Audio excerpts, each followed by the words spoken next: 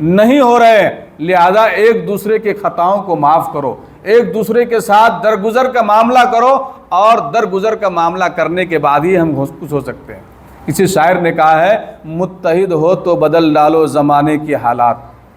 متحد ہو تو بدل ڈالو زمانے کی حالات، منتصر ہو تو مرو شور مچاتے کیوں ہو۔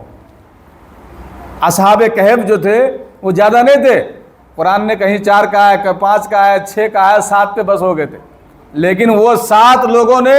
وقیانوسی بادشاہ کے تختے کو پلٹ ڈالا، اور کیا کہا ثلاثمائۃ سنین وازدادوا تسعا، 309 سال کے بعد وہاں کے حالات بدلے ہیں، ان کی محنتوں نے رنگ لائی ہے، بادشاہ مسلمان ہو گیا، حالات مسلمان ہو گئے، مسلم مملکت ہو گئی، تمام چیزیں بدل گئی۔ ہم نے علماء دیوبند کے کارنامے دیکھے ہیں۔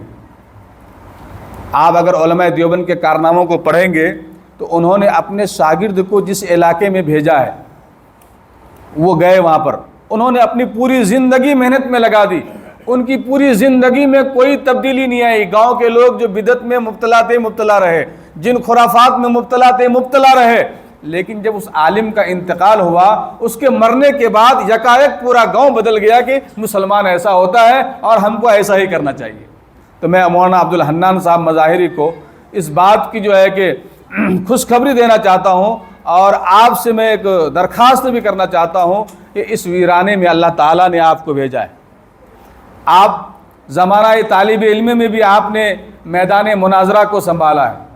آپ پڑھنے کے زمانے میں لائق اور فائق طالب علم رہے ہیں، اگرچہ آپ کو بڑے شہروں میں خدمت کا موقع نہیں ملا ہے، لیکن آپ کو وائی میں جب خدمت کا موقع ملا ہے تو میں آپ سے گزارش کروں گا کہ ایسی خدمت کیجئے کہ زمانہ یاد کرے،